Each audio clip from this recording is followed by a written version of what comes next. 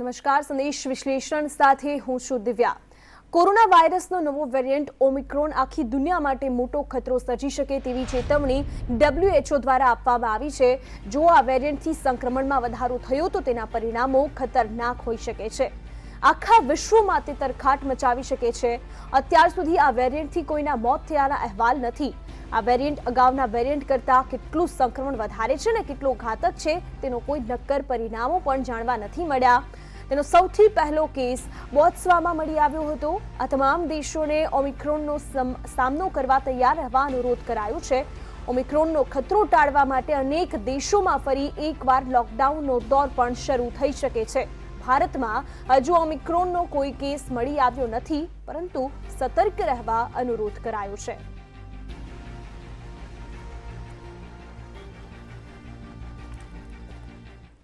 અને આજ મુદ્દે ચર્ચા કરીશું। ઓમિક્રોન કેટલો ખતરનાક ભારત માટે હોઈ શકે છે તેને લઈને અમારી સાથે ડોક્ટર્સ જોડાઈ ગયા છે। અમારી સાથે જોડાઈ ગયા છે ડોક્ટર દિલીપ ગઢવી, જેઓ પ્રેસિડેન્ટ અમદાવાદ મેડિકલ એસોસિએશન છે, પ્રેસિડેન્ટ છે તેઓ। આ સાથે જ ડોક્ટર મુકેશ મહેશ્વરી અમારી સાથે જોડાઈ ગયા છે, જેઓ કોઓર્ડિનેટર છે IIMA।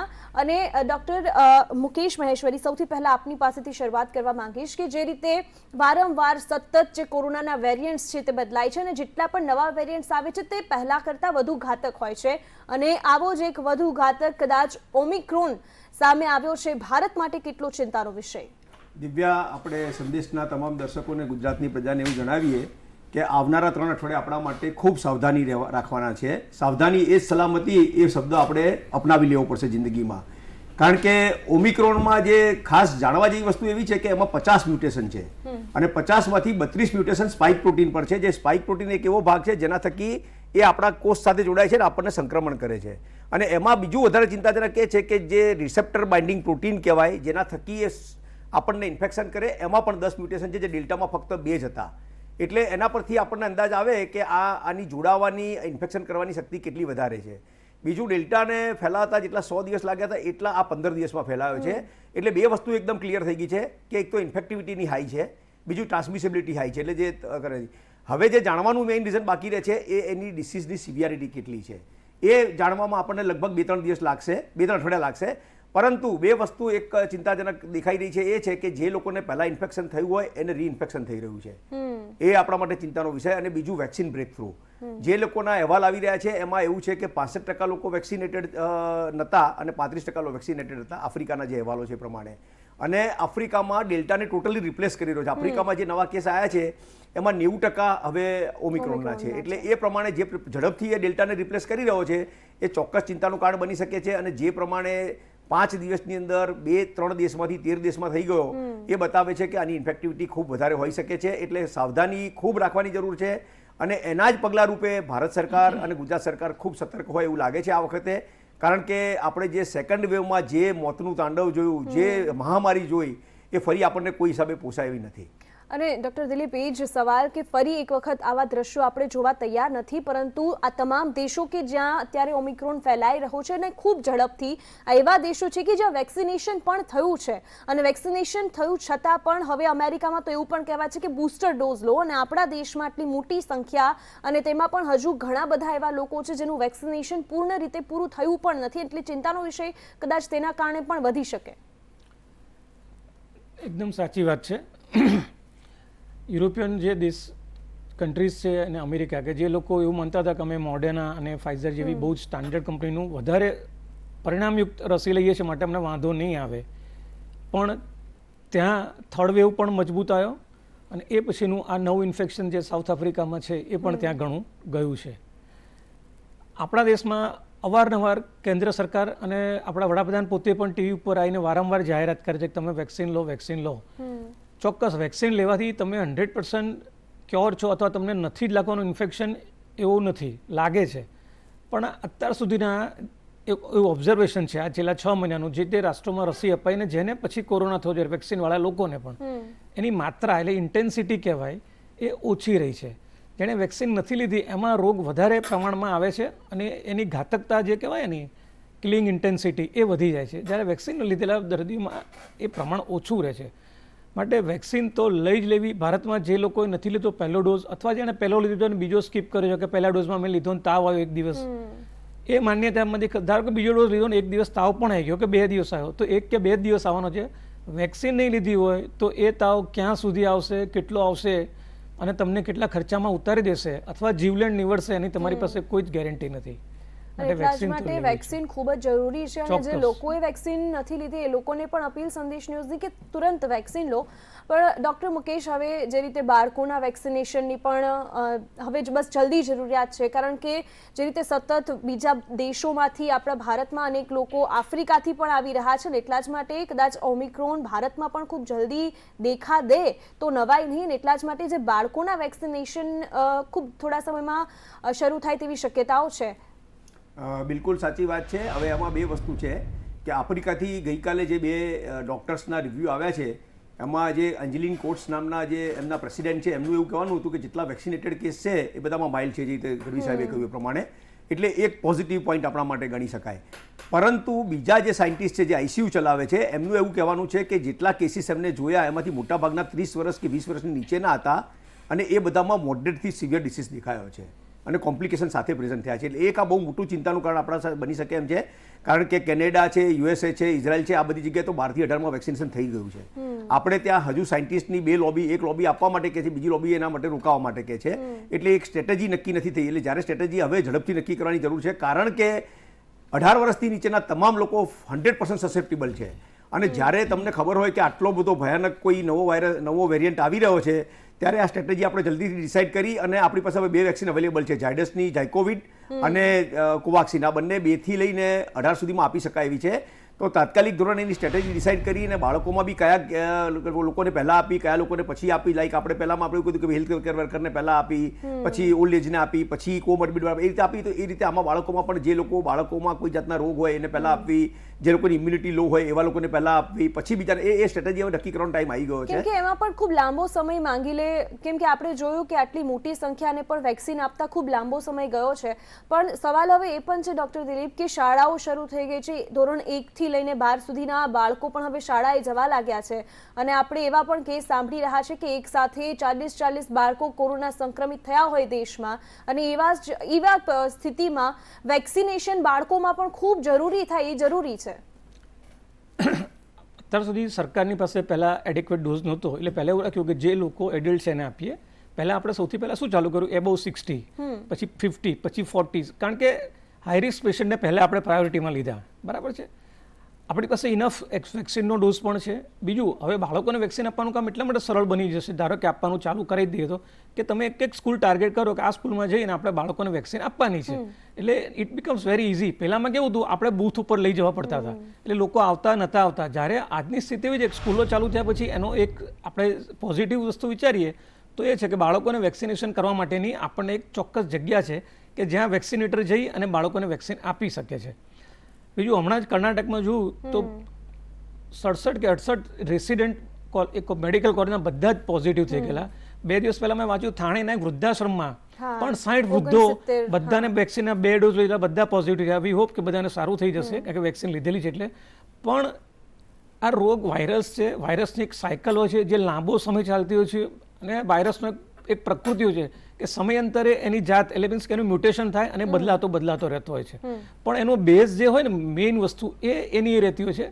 માટે જરૂર પડે અત્યારની જે આપણી વેક્સિન છે એમાં પણ ધારો કે આ વાયરસની કોઈ ઇન્ટેન્સિટી બદલાય તો એમાં પણ નાના ફેરફાર કરી અને એ વેક્સિન જે બને જે આપણને આવનારા દિવસોમાં ઉપયોગી થશે.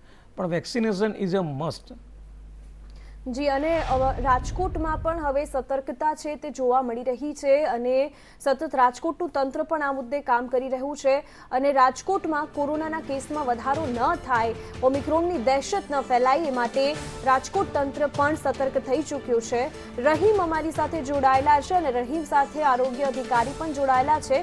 રહીમ, આપણે આરોગ્ય અધિકારીને એ પૂછવાનો પ્રયત્ન કરશો કે રાજકોટમાં અત્યારે આ કોરોનાનું સંક્રમણ ન વધે તે માટે કેવી સતર્કતા, કેવી તૈયારીઓ? ચોક્કસપણે દિવ્યા, સીધા જે આરોગ્ય અધિકારી છે પંકજ રાઠોડ સાહેબ તેમની સાથે જ ચર્ચા કરશું. તેઓ શું કહી રહ્યા છે. રાઠોડ સાહેબ, જે રીતના નવો વાયરસ આવ્યો છે ને વિદેશીથી આવતા પ્રવાસીઓ પણ રાજકોટમાં વધારે છે, હાલ આ વાયરસ ન ફેલાય તે માટે શું તકેદારીના પગલાં લઈ રહ્યા છીએ આપણે? હાલમાં જ કોરોના નવો વેરિયન્ટ ઓમિક્રોન જે વાયરસ અમુક દેશોમાં જોવા મળેલું છે, જેને અનુલક્ષીને ભારત સરકારે એક ગાઈડલાઇન જારી કરી છે અને જેનું અમલીકરણ ગુજરાતમાં પણ થઈ રહ્યું છે. આના માટે થઈને જે ગાઈડલાઇન જારી કરી છે એ મુજબ જે 13 દેશો છે કે જેમાં હાલમાં ઓમિક્રોન વાયરસ મળી રહ્યો છે ને એના માટે થઈને જે ગાઈડલાઇન જારી કરી છે એમાં ઇન્ટરનેશનલ પ્રવાસીઓ કે જેઓ ઇન્ટરનેશનલ પ્રવાસ કરીને આવે છે એમના માટે ગાઈડલાઇન જારી કરી છે. આવા જે 13 દેશો પૈકીના જે લોકો આવે છે એમનું સ્થળ ઉપર જ એરપોર્ટ ઉપર આવે છે ત્યાં RT-PCR કરવામાં આવે છે અને જો પોઝિટિવ આવે તો એમને હોસ્પિટલાઇઝ કરવાનું છે અને જે નેગેટિવ આવે તો એમને જે તે જગ્યાએ જે તે સ્થળે છે ત્યાં 14 દિવસ માટે હોમ આઇસોલેશન કરવામાં આવે છે કે જ્યાં 7 દિવસે ટેસ્ટ કરવામાં આવે છે. અને વિદેશથી આવતી તમામ પ્રવાસીઓનું પ્રાથમિક રીતે જે આ ઇન્ટરનેશનલ પર સ્ક્રીનિંગ કરવામાં છે. રાજકોટ શહેરની વાત કરીએ તો રાજકોટ શહેરમાં ગઈકાલ સુધીમાં 51 જે આવા છે ઇન્ટરનેશનલ યાત્રીઓ જે આવેલા છે કે જેમનું આપણને એરપોર્ટ ઓથોરિટી અને હેલ્થ ડિપાર્ટમેન્ટથી માહિતી મળેલ છે, જેના માટે થઈને અમારી હેલ્થ ટીમે આ લોકોને હોમ આઇસોલેશન કરેલા છે કે જ્યાં અમારી પ્રાથમિક ચકાસણી કરી છે. અત્યારે કોઈ પણ યાત્રી છે કે જે સિમ્ટોમેટિક નથી અને આ તમામની એરપોર્ટ ઓથોરિટીએ RT-PCR દ્વારા ચકાસણી પણ કરેલ છે. આમનું 7 દિવસે પાછું ફોલોઅપ કરવાનું છે અને જો એમને સિમ્ટમ્સ હશે કે તો પાછું પણ ફોલોઅપ કરવામાં આવશે. ટૂંકમાં આ તમામ યાત્રીઓ અને જે ઇન્ટરનેશનલ યાત્રીઓ છે એમને ગાઈડલાઇન મુજબ 14 દિવસ સુધી હોમ આઇસોલેશનમાં રાખવામાં આવશે. સર, રાજકોટ એરપોર્ટથી આવતા હોય તો લિસ્ટ મળ્યું, પણ અમદાવાદથી બાય રોડ પણ રાજકોટ અનેક યાત્રીઓ આવતા હોય છે, તેને લઈને ખાસ શું તકેદારીને શું તૈયારીઓ આરોગ્ય વિભાગ દ્વારા? આના માટે થઈને જે કહી શકાય કે જે ઇન્ડિયામાં જે ઇન્ટરનેશનલ એરપોર્ટ છે એમાં આખા ઇન્ડિયામાંથી કોઈ પણ એરપોર્ટ ઉપરથી આવતા હોય એની એક જે યાત્રીઓ છે એનું સેલ્ફ ડિક્લેરેશન ફોર્મ ભરવાનું હોય છે કે જેમાં એની અગાઉની 14 દિવસની મુસાફરી અને હવે પછી જે ઇન્ડિયામાં આવે છે ક્યાં સ્થળે જવાનું પૂરેપૂરી માહિતી હોય છે. પરિણામે જે એરપોર્ટ ઓથોરિટી છે એમના દ્વારા કોઈ પણ ઇન્ડિયાના એરપોર્ટ ઉપર આવે તો રાજકોટ શહેરનો હશે અથવા તો અન્ય શહેરનો હશે એની માહિતી આપવામાં આવે છે. આ જે છે ઈમેલ દ્વારા આપણને વિશેષ માહિતી આપવામાં છે કે એ જે યાત્રી છે એ કયા દેશમાંથી હોય છે અને રાજકોટ શહેરમાં કઈ જગ્યાએ રહેવાનું છે, કેટલા દિવસ માટે, એ પૂરેપૂરી માહિતી આપણને આવી જાય છે. જેને અનુલક્ષીને આવા જે યાત્રીઓ છે એમને ઘરે અથવા એનો ટેલિફોનિક સંપર્ક કરી અને એમની માહિતી મેળવવામાં આવે છે. તો જે રીતના દિવ્યા વાત કરવામાં આવે છે, ખાસ આ રાજકોટ આરોગ્ય વિભાગ હરકતમાં આવ્યું છે. જે એમોફોન નામનો જે વાયરસ છે તે વિદેશથી આવતા તમામ લોકોનું ક્વોરન્ટાઇન કરવામાં આવે છે અને સાથે સાથે તેમનું સ્ક્રીનિંગ પણ સતત કરતા રહે છે. તો એરપોર્ટ ઓથોરિટી સાથે તેમની 15 દિવસ પહેલાની હિસ્ટ્રી અને 15 દિવસ સુધી તે લોકો ક્યાં જવાના છે તે તમામ હિસ્ટ્રીની માહિતી અગાઉથી જ આરોગ્ય વિભાગ મેળવી રહ્યા છે અને ત્યારબાદ તેઓને ક્વોરન્ટાઇન કર્યા બાદ પણ આરોગ્ય વિભાગ છે તે સતત તેનું સ્ક્રીનિંગ પણ કરતા રહે. એટલે કહી શકાય કે જે રીતના નવા વાયરસનો આતંક દુનિયાભરમાં છે તેને લઈને જે રીતના કેન્દ્રની આરોગ્ય વિભાગ દ્વારા સાવચેતી રહેવા માટે રાજ્યોને સૂચના આપી છે તેને જ લઈને રાજકોટ આરોગ્ય વિભાગ છે તે સતત હરકતમાં જોવા મળી રહ્યું છે. દિવ્યા. જી રહીમ, આભાર આપનો જાણકારી બદલ. Welcome back. તો સતત વિશ્વભરમાં ઓમિક્રોન વાયરસનો જે હાહાકાર છે તે મચી રહ્યો છે. 13 જેટલા દેશો ઓમિક્રોન વેરિયન્ટના સકંજામાં કસાયા છે અને આવી પરિસ્થિતિમાં ભારત માટે પણ ચિંતા વધી છે અને એટલા જ માટે ચર્ચાને આગળ વધારીશું. આપણી સાથે ડોક્ટર્સ જોડાયેલા છે, ડોક્ટર દિલીપ ગઢવી અને ડોક્ટર મુકેશ મહેશ્વરી. ડોક્ટર મુકેશ, જે રીતે સતત કોરોનાના કેસ અન્ય દેશોમાં વધી રહ્યા છે, બહારથી લોકોની પણ અવરજવર ખૂબ વધારે થઈ રહી છે, જેને કદાચ આપણે રોકી શકવું મુશ્કેલ છે. આપણે આફ્રિકાની જ વાત કરી, સાઉથ આફ્રિકા, જ્યાં અનેક દેશોએ ત્યાં જતી ફ્લાઇટ્સને રદ કરી દીધી છે. શું આવો કોઈ નિર્ણય ભારત પણ લઈ શકે? ભારત લઈ શકતું હતું. પહેલે દિવસે એક્સપેક્ટેશન હતું કે કદાચ આપણે પણ પ્રતિબંધ આપી દઈએ, પણ એ આપ્યો નથી સરકારે. પણ સરકારે એની સામે એક બીજું સારું કામ એ કર્યું છે કે આ તમામ દેશોનું જે યાત્રીઓ આવે એનું એરપોર્ટ પર જ RT-PCR થાય છે અને નેગેટિવ આવે તો પછી 7 દિવસનું ક્વોરન્ટાઇન, 8મા દિવસે ફરી RT-PCR અને પછી ફરી 7 દિવસનું સેલ્ફ ક્વોરન્ટાઇન, સેલ્ફ મોનિટરિંગ. એટલે આ એક જરૂરી વસ્તુ છે અને એ સરકારે માની લીધી છે. એના સિવાય હવે જે જરૂરિયાતની દિવ્યા વસ્તુ એ છે કે સર્વેલન્સ એ રીતે કે રેન્ડમલી 5% લોકોનું તમે જ્યારે ટેસ્ટિંગ કરવાના છો તો એમાંથી જેટલા બી પોઝિટિવ આવે એ લોકોનું જીનોમિક સિક્વન્સિંગ તાત્કાલિક કરવું જોઈએ અને એ જીનોમિક સિક્વન્સિંગના ડેટા પબ્લિકલી અવેલેબલ કરાવવા જોઈએ. WHO ઓલરેડી તમામ દેશોને કહી દીધું છે કે તમારે ત્યાં જે પણ પોઝિટિવ આવે એના જીનોમિક સિક્વન્સિંગના ડેટા પબ્લિકલી અવેલેબલ કરાવો. એટલે શું થાય કે તમને ખબર પડે કે કયા પોકેટમાં આ અત્યારે દેખાઈ રહ્યો છે. અને બીજું કે જીનોમિક સિક્વન્સિંગ જે સાયન્ટિસ્ટને તમે આપશો એટલે સાયન્ટિસ્ટ તરત શું કરશે કે એમાં જે મેજર જીનેટિક ચેન્જીસ છે એને લઈ અને નવી વેક્સિન બનાવવાનો ટ્રાય કરશે, વેક્સિનને ટ્વીક કરશે. ઓલરેડી મોડર્ના, ફાઇઝર અને સ્પુતનિક એ લોકોએ ડિક્લેર કરી દીધું છે કે એ લોકો 100 દિવસની અંદર નવી વેક્સિન લઈને આવી જશે. આપણે ત્યાં પણ જે DNA ટેકનોલોજી જે વેક્સિન બનેલી છે સિરમ ઇન્સ્ટિટ્યૂટની કોવિશિલ્ડ, એ નવી ટેકનોલોજીની વેક્સિન છે, એ ઝડપી ટ્વીક થઈ શકે એવી છે, એટલે બદલી શકાય એવી છે. એટલે સરકારે એના માટે તૈયારી કરી દેવી જોઈએ કે ભાઈ કદાચ જો આ વેક્સિન બ્રેકથ્રુ કરે મેજર કેસમાં કે ભાઈ 10-20-30% થાય તો ઇટ્સ નોટ મેજર ઇસ્યુ, પણ જ્યારે તમને ધારો કે એવું લાગે કે 50% લોકોને થવા માંડે જેને વેક્સિન લીધેલી છે, તો તમારા માટે તાત્કાલિક જરૂરિયાત છે કે જીનોમિક સિક્વન્સિંગ જેટલું બને એટલું વધારે કરો, એના ડેટા પબ્લિકલી અવેલેબલ કરાવો, WHO સાથે શેર કરો, બીજા દેશો સાથે શેર કરો, જેથી આ રોગ કેવો છે કે તમે એક પોતે સુરક્ષિત થઈને નથી બચી શકવાના, આખી દુનિયા જ્યારે સુરક્ષિત થશે ને ત્યારે થશે. એટલે ગઈકાલે પણ અમે લોકો એક ડિમાન્ડ કરી છે કે ભાઈ જેટલા વિકસિત દેશો છે જેની પાસે સરપ્લસ વેક્સિનનો જથ્થો પડે, જેમની પાસે પૈસા છે, તે ગરીબ દેશોને મદદ કરવા આગળ આવે. ભારતે કાલે ડિક્લેર કરી દીધું છે, આફ્રિકાના દેશોને કહી દીધું છે કે તમારી જ્યારે વેક્સિન જોઈતી અમે લોકો પહોંચાડીશું. એટલે એ કરવાથી શું થશે કે ત્યાં પણ જો સંક્રમણ કરશે તો નવો વેરિયન્ટ પેદા નહીં થાય. આ વાયરસ વેરિયન્ટ ક્યારે બને કે જેટલો ટ્રાન્સમિટ થાય એકમાંથી બીજામાં ત્યારે ચાન્સ મળે વેરિએશન કરવાનો અથવા વેરિયન્ટ બનવાનો. એટલે આપણે સમગ્ર દુનિયાને વસુધૈવ કુટુંબકમ જે આપણે કહીએ છીએ એ અપનાવી અને તમામ ગરીબ દેશોને પણ વેક્સિન પહોંચાડવી પડશે. અને આપણે ત્યાં જે 10 કરોડ લોકો બાકી છે જેને બીજો ડોઝ થવાનો ટાઈમ થઈ ગયો છે છતાં લીધું, એ લોકોને તમારી ચેનલ થકી 2 હાથ જોડીને વિનંતી કરી છે અમે બંને જણા કે મહેરબાની કરીને વેક્સિન લઈ લો. અત્યાર સુધીના તમામ ડેટા એવું કહે છે કે વેક્સિન લીધેલા લોકોમાં મૃત્યુનું પ્રમાણ ખૂબ નીચું છે, સિવિયર ડિસીઝનું પ્રમાણ ખૂબ નીચું છે. એટલે માસ્ક અને વેક્સિન એ 2 અમોઘ શસ્ત્ર છે અને ફેલ ના કરશો. અને જે રીતે ડૉક્ટર મુકેશે, ડૉક્ટર દિલીપ વાત કરી વેક્સિનની કે તમામ લોકો વેક્સિન લઈ લે, પરંતુ હવે લોકોના મનમાં ને મસ્તિષ્કમાં એક એવી ચિંતા છે કે ભાઈ વેક્સિન લઈ લીધી છતાં પણ જો કોરોના વાયરસ થવાનો છે અને એમાં પણ હવે એવી વાતો કે નવી વેક્સિન આવે એટલે અમારે કેટલી વેક્સિન લેવાની, કેમ કે આ તો સતત મ્યુટેટ થયા જ કરવાનો છે કોરોનાનો વાયરસ. આમાં એવું છે કે જેના ઘરમાં માંદગી જાય, આપણે બીજો વેવ જોયો છે, ભાગ્યે જેવું કોઈ કુટુંબ હશે કે જેને અમે મેડિકલની ભાષામાં મહેશભાઈ આપણે એમ કહીએ એક્સટેન્ડેડ ફેમિલી, કે જેના કાકા, મામા, માસી, ફોઈ ના ઘરમાંથી એક વ્યક્તિ ગુજરી ના ગયું હોય અને કોરોનાના લીધે એવું સેકન્ડ વેવમાં હાર્ડલી જ કોઈ ફેમિલી બચ્યું હશે. જે એટલે આપણે એવું થાય છે. અને એ વખતે તમને કહે ઓક્સિજન માટે કેટલી દોડધામ થયેલી. અમે તો ડૉક્ટર છીએ એટલે અમારી ઉપર તો સવારથી સાંજ એ જ ફોન લાગે ક્યાંયથી મને ઓક્સિજન અપાવો ને. એટલે આપણે એવું છે જ્યારે પછી આગ લાગે ને ત્યારે આપણે દોડીએ છીએ કે આને પૂજાવો.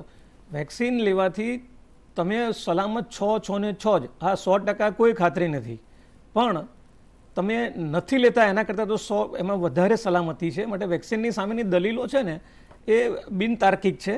જ્યારે આટલી ફાસ્ટ રસી આટલા બધા લોકોએ, વૈજ્ઞાનિકો, વિશ્વભરના સાયન્ટિસ્ટે રિસર્ચ કરી, બાકી એક વેક્સિન માર્કેટમાં આવતા સહેજે 8-10 વર્ષ નીકળી જાય, એની જગ્યાએ આપણે 1 વર્ષમાં વેક્સિન લીધી છે. બરાબર ઝડપી લાયા છે તો કદાચ એની એફિકસી થોડીક ઓછી હશે, પણ આપણે ગુજરાતમાં કહેવાય છે કે ના મામા કરતાં કાણો મામો સારો. તો જેટલું પ્રોટેક્શન એ આપે છે એટલું તો બીજું કોઈ આપવાનું જ નથી. અને બાકીની 3 વસ્તુ કોવિડ ગાઈડલાઇન્સ આપણે જે વારંવાર વાત કરી છે ડે 1 થી, જે બધાને ખબર છે શું કરવાનું, એનું આપણે પાલન કરવું જોઈએ. આના સિવાય કારણ કે આ વાયરસ છે ક્યારેય ક્યાંથી આવશે ખબર. આપણે પ્લેનની વાત કરીએ છીએ પણ શિપિંગથી પણ આવી શકશે, કાર્ગોમાં આવી શકશે, કેટલા બધા રૂટ્સ છે આવવા માટેના.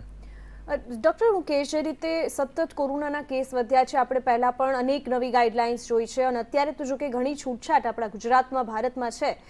ઓમિક્રોન વાયરસના કારણે ફરી એક વખત એ માહોલ આવી શકે કે ભાઈ કર્ફ્યુ લાગી શકે અથવા તો લોકડાઉન જેવો માહોલ આવી શકે.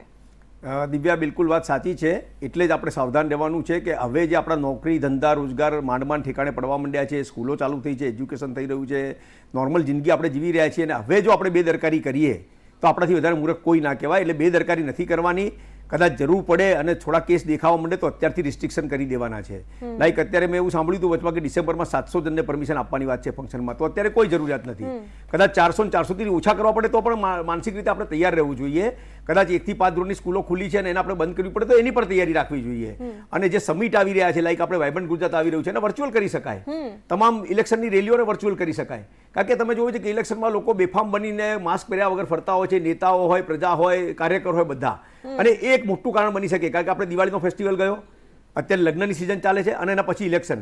તો આ 3 વસ્તુમાં જો કોઈ જગ્યાએ કોરોના ઘૂસી ગયો ને તો it's become very difficult to contain. માત્ર લોકોએ પરંતુ તમામ દેશના નાગરિકે, નેતા હોય, રાજનેતા હોય, અભિનેતા હોય કે સામાન્ય જનતા, તમામે સાવચેતી રાખવી ખૂબ જરૂરી છે. ડૉક્ટર દિલીપ અને ડૉક્ટર મુકેશ, આપ અમારી સાથે જોડાયા બદલ આપનો આભાર. Thank you.